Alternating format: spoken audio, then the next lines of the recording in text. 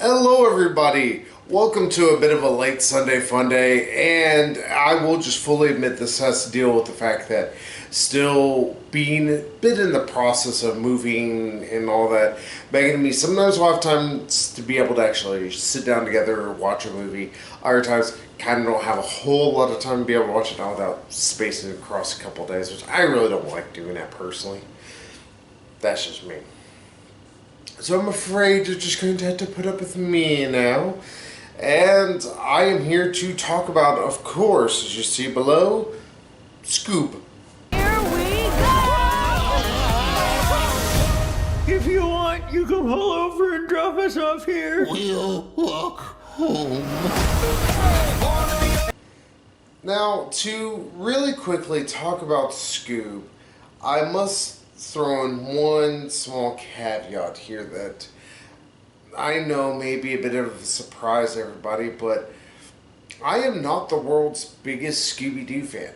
Not that I don't like it, don't get me wrong. There are a lot of aspects that I actually care for that in terms of Scooby-Doo, and also there are some of the shows I actually like. I really like 13 Ghosts of Scooby-Doo. I actually like a pup named Scooby-Doo. But when it comes to like Scooby-Doo, Where Are You? I'm middling on it. The Scooby-Doo movies, quote unquote, pretty much the longer things where they had Adam West, Harlem Globetrotters, a lot of Harlem Globetrotters, Big Mama Cass, and others like that pretty much appear in it. I'm on a lot of them, mostly because it was very much in the Hanna-Barbera era of like, oh, we're going to do this kind of cheaply, for lack of a better way to put it. They are memorable, but in the same instance, they had to be super memorable due to a lot of good joke writing, and sometimes a lot of jokes were very... go back and watch it. They kind of fall a little flat at times. So, I, going into this, was hesitant at best when it comes to Scooby-Doo. Just because I'm not the world's biggest Scooby-Doo fan, but I do like Scooby-Doo. And I was like, okay, well, show me what you have here. Show me what you're going to throw at me. What is going to be worth my time here? And I gotta admit, this movie's kinda all over the fucking place. So, fair warning, spoilers ahead for Scoob if you have not watched it yet. I know it came out, let's say a few months ago, but I just recently got around to finally watching it. And no, I didn't pay anything actually for it, because technically I get HBO Max thanks to what I'm doing right now. And I was like, I'm not paying a single penny for this movie if I can help it. But yeah, so decided to sit down and watch this, and of course the movie begins by showing how Scooby and Shaggy actually meet. It's it's a thing. It's sort of adorable. It's kind of weird that you have Scooby have the same voice he does when he is younger, when he is older, which is odd, and nobody really addresses the fact that there's a talking dog. Just kind of like, alright, well, it's a talking dog. Whoop-de-doo. It can walk around on two legs. And then from there, you get introductions to Fred, Daphne, and Velma, of course. They are, realistically, those three are very minor in the entire grand scheme of the movie, which is kind of weird. Technically, Velma does help with certain, like, remembering certain things, and Fred happens to do one thing, but, like, Daphne barely plays a part in this film. Not saying that these need to be super integral characters, because I get it, it's Scooby-Doo, his name is all over it. But in the same instance, like, that's not how the shows were. They were more of a cohesive whole. It wasn't just the Scooby and Shaggy show starring the Mystery Incorporated group. You know, it was all of them together. They all played a bit of a role. Hell, if you want a perfect analogy of how a show actually understood this, watch the Johnny Bravo Scooby-Doo episode where Scooby-Doo does meet up with Johnny Bravo. It's actually kind of charming. It's kind of cute. Hell, they even have the damn, I want to say his name was like, I can't remember, but it was the Doom Buggy thing at the end of the show or in that episode pop up. But that wasn't even a 30-minute episode, and it still had enough character for all the different characters. Even though Johnny Bravo technically was the main character of that. Here, Scooby and Shaggy take center stage, which can be very distracting at times because the movie even kind of straight up admits it. Shaggy's not really important. He's just kind of Scooby's friend. That's the only thing he has that goes for him. The fact that's all he has in terms of a character arc is that he is Scooby's friend. Okay, I thought the rest of them were Scooby's friends, but I guess the fuck not. On top of all that, whenever you eventually get to meet Daphne and Velma and Fred, they're fine. They're played by somewhat famous actors.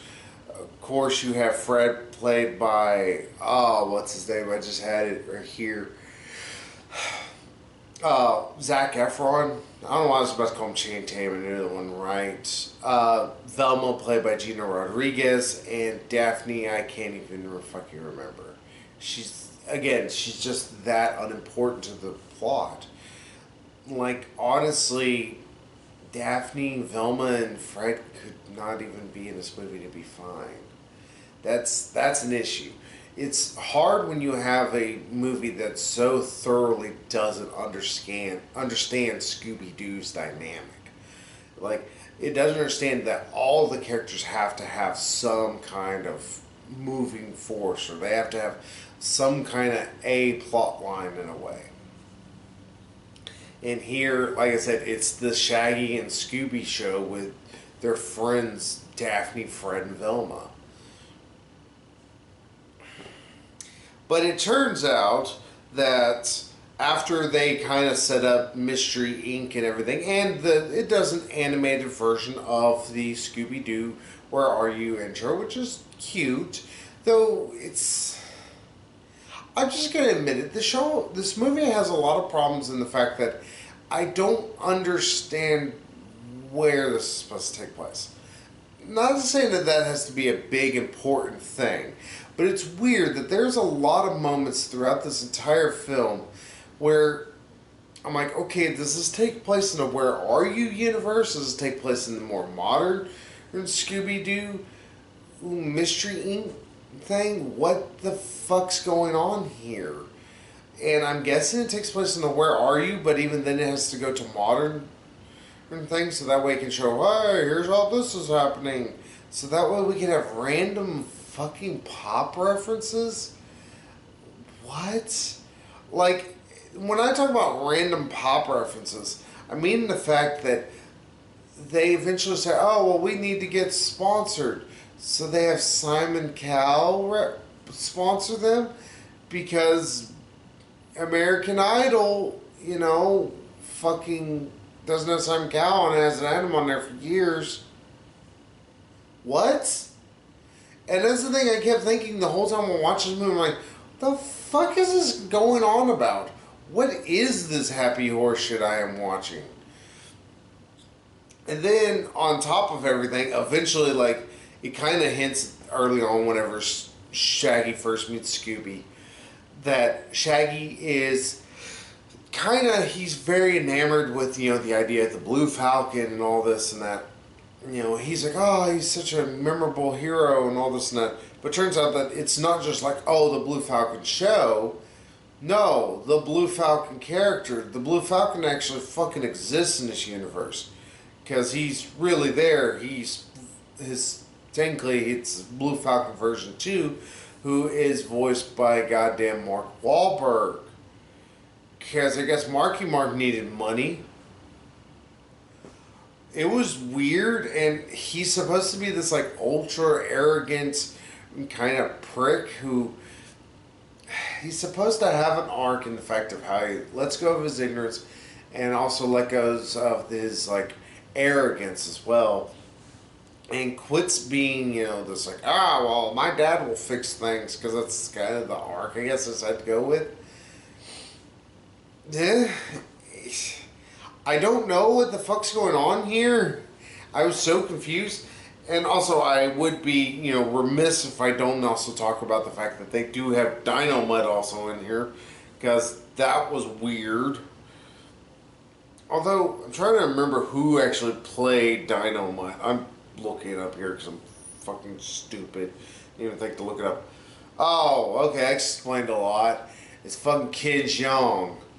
It explains why he was... All of the humor of Dynamite is that he has to be awkward. And he, is just kind of an asshole to the new Blue Falcon because the new Blue Falcon's kind of a dickhead. And that's the joke.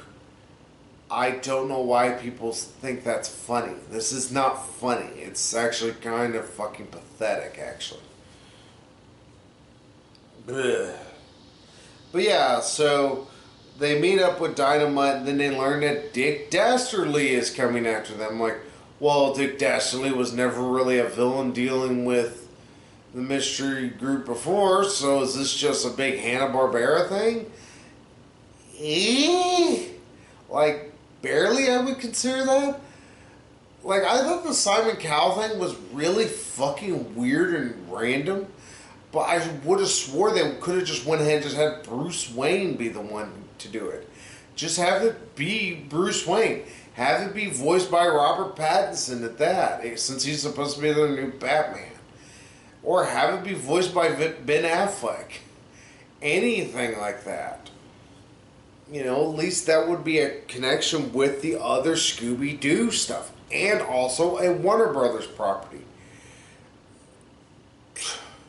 Then on top of everything, like the only other like Hanna-Barbera show that's even mentioned, beyond obviously like Dick Dastardly, who people probably mostly remember from, like I do, the Wacky Races. There was also the caveman character, who's voiced by goddamn Tracy Morgan. And oh, if you like turn my tongue of this, it's so much funny. Oh my god, Tracy Morgan is just... God, I get why Walmart tried to kill him. Holy shit, guys. Tracy Morgan's the worst fucking thing in this movie. And he's only 5, maybe 10 minutes in the movie. If that. Probably 5 minutes into it. But he's ultra fucking annoying the entire time. But yeah, there's also a lot of little references to different things. Like at one point they have to go to this one mountain called Mount Mesnick, named after the guy who originally performed Scooby-Doo's voice, who unfortunately did, of course, pass away. And just all this other weird kind of like, there's little references to Scooby-Doo and also Hanna-Barbera stuff.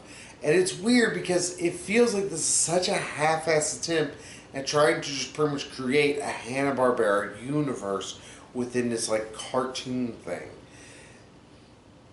Why? It's nothing like the Lego Movie, where there was a lot of different references to different properties. DC superheroes, the NBA All-Stars, all the other different random like Lego sets have happened and have been made, throughout the years. The Lego Movie made sure it's like, hey, here's where they are. We're showing off our different Lego sets. Here, instead, it's a couple of them. Like, literally, it's 3 beyond the Scooby-Doo reference, which, of course, the movie is revolving around. But they don't, like, fully commit. Like, there's nothing but Dick Dastardly. Dick Dastardly's the only thing there, and also he's trying to get Muttley. And then there is Blue Falcon, who's just there. Why not fucking pull Space Ghost? Why not have the... Oh, what the hell are they called? The Gleep and Gloop people, I can't remember what the hell they are. Like Thundar's the Barbarian or something like that? I can't remember. But give us all the different, like, little things. Give us more references. Instead, a lot of the movie's jokes have to rely on very dated pop culture references. And I don't mean, like, dated for, Scooby-Doo, like, it's dated to, 60s, 70s and all that. No, it's dated from now. Like, we're talking 10, 15 years old pop references. And it feels like this is a script that's just been sitting on the shelf for, like, years and nobody's decided what the fuck to do with it for so long. And it's a painful sit, actually. Like, it's surprising. This is only an hour and a half long, but it feels every second of it. There is so much of this movie where it's just spinning its wheels trying to give some semblance of a plot, but instead, a lot of times, it does fall on its face. It also doesn't seem to understand where it wants to go. And too many times there's references just for reference's sake. It's not like, oh, well, let's try to actually have a funny joke with this. Like, again, the first Lego movie. Oh, God, Scoob is such a painful movie to sit there and watch through. The bad thing is, there's not a lot, I think, for even kids. Like, for this to be technically a family film, there's not a lot that I think kids would get or really give a shit about. It doesn't have very good connections with the newer Scooby-Doo shows. It also has little to no connections with anything from the 90s or 80s. So people my age are not going to really give a shit that much about it. The only things it has a lot of connections with is with the original Scooby-Doo show. And even then, it's very tenuous because it wants to do this World of Hanna-Barbera horse shit. I don't know what the idea was here. It's like Warner Bros. Went, hey, so we have this property, but we don't know what to do, and we have all these other properties we could do. Let's jam a couple of them in there and see what fits. And that's what this feels like. It feels like a bunch of shit kind of jammed together, just seeing if something will fit. It doesn't feel like a cohesive film. It just feels like random ideas thrown at a fucking dartboard and hoping something goddamn sticks. Like, well, this has got to stick. We can't get Space Ghost to stick, so let's stick this here. And that's the thing. Like, the old Hanna-Barbera shows and everything would make for a good comedy film. Like, sure, even the more, that's the way I'm trying to say it, serious-minded ones, they were really silly. Do I need to remind you about Birdman? Fucking getting Space Ghost. All his fucking weird-ass villains. All this weird shit could have been done, but instead, they so half-assed this that they're like, that's all we need to do. We need to put forth zero effort. And that's another issue. It's like, the movie doesn't look particularly good. If I can talk about zero effort, sure, the characters sort of look like, they're, counterparts, for lack of a better way to put it. And except for Dick Dastardly, he just kind of looks like a guy who looks like Quasimodo grew his head 10 times too big. He doesn't look like actually Dick Dastardly. But everybody else, they're on, but Arnett, they're not. There's no depth to them. There's no, their movements also seem a little jerky at times. Like, there's certain frames that are missing from how they decided to shoot this. And because of that, this movie's really funky to sit there and watch. It's also not particularly interesting. There's not a good mystery going on throughout it. If you want a Scooby-Doo, mystery, have it be a mystery. Instead, it's explained very plainly and very straight up. It's like, the reason why is because Dick Dastardly's trying to get Muttley back and trying to get into the underworld, and it turns out Dick Dastardly's kind of an asshole. Who'd have thunk the bad guy be a bit of a dickhead? Ugh. I just don't know what the idea was here. It seemed to be just, we have these properties and we're not doing anything with them, so we need to make a movie. Let's shove something out there. It's so lazy. It's so poorly put together, and so obviously, we don't give a shit. We're just shoveling something out there so we can make a quick buck. And that really does not resonate well with me. I'm not big on these cheap ass flicks that constantly studios want to throw out there. I get tired of having to sit there and watch one movie after another that is simply a studio giving up and focusing simply on profit. Not saying that profit's a bad thing, but if you're going to put something out there that is simply meant to be a commercial for your product, at least make it interesting. A fucking Lego movie. Do I need to remind y'all just how fun, how innovative that film actually was, and how just ultimately, like, really, like, well written the entire thing was. Like this, like the Lego movie, the original Lego film, had no reason to be as good as it ended up being. But instead, it's not just funny, it's not just well acted, it's not just well animated. It is just a blast to sit there and watch. Kids can watch it and get a lot of great jokes out of it.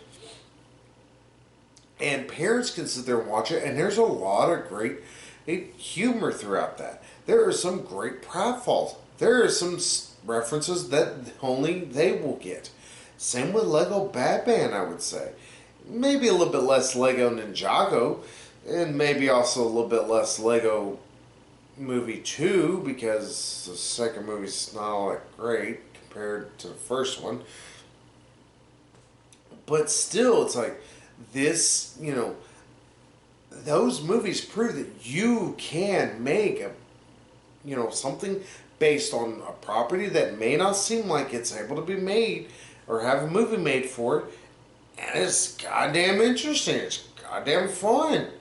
Here, this movie's really fucking tedious to get through. Instead, there's a lot of moments where I'm rolling my eyes. It's not just at the jokes, just at the fact that, oh, well, this is our premise we're going with. We're going with unimportantness. And there has to be the stupid breakup shit that I'm used to seeing in every goddamn romantic comedy.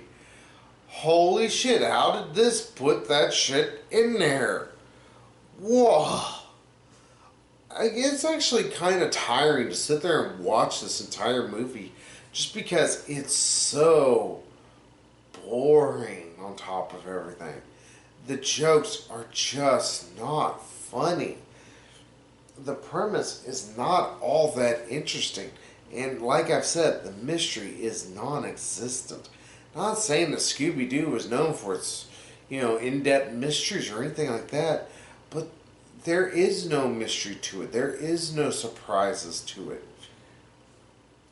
It simply just is. And honestly, I don't know why anybody would want to watch this. I feel bad for watching it. I know kids are going to give no shits after watching it. And the worst part is you can tell just how lazy and half-assed this is by it's just called Scoob. Why is it just called Scoob? Just called Scooby-Doo or called Scooby. You know, why'd you leave off one letter of his fucking name? Oh, God. This is such a unsatisfying film. I mean, I wasn't particularly looking forward to this because the trailers didn't look particularly interesting. Mind you, I will give them this much. The trailers did show mostly like maybe the first 10 minutes of the film. So I guess I'll give them that much. They didn't show the ending of it. But other than that, there's nothing to cling on to. There's no film to try and sit there and watch and love. There's no premise to really get you hooked. I just don't know how else to say this. This is a bad movie. This sucks. I guess I need to give this goddamn thing a score. Honestly, it gets a 1. It feels really bad to beat it down that much, but with its very terrible, almost amateurish animations, with the fact that voice acting is so, like, hit or miss way too often, I can't recommend this to anybody. I don't know why anybody would want to sit there and watch this either. It's just a bad movie. It's a terrible movie, I would honestly say. And it's bad because we should have been seeing in theaters watching shit, you know, and this could have just been rightfully told, because Warner Bros. Was saying this would have failed, would have flopped hard, and then Warner Bros. Would know, oh, well, nobody wants this. Instead, they're going to think, oh, well, people were stupid enough to pay money for it, and we were able to recoup our costs actually on it. So fuck it, let's just shell out more of this horse shit. Skip this flick. You have better ways to waste your time. You have better ways to watch, or better movies to watch too. Ugh. But hey, that's Scoob. I need to wash that taste a little bit harder out of my mouth. Don't watch this. There are much better kids' films out there to watch. Watch The Willoughbys. I think your kids will enjoy that. Its animation is also much more endearing, I think. I'm pretty sure there are better kids' movies out there to watch. Just don't watch this piece of dog mess. Quite honestly. But hey, that's my opinion. And I will catch y'all later with something else a little bit new. So until then, I'll see y'all later. So bye-bye, everybody.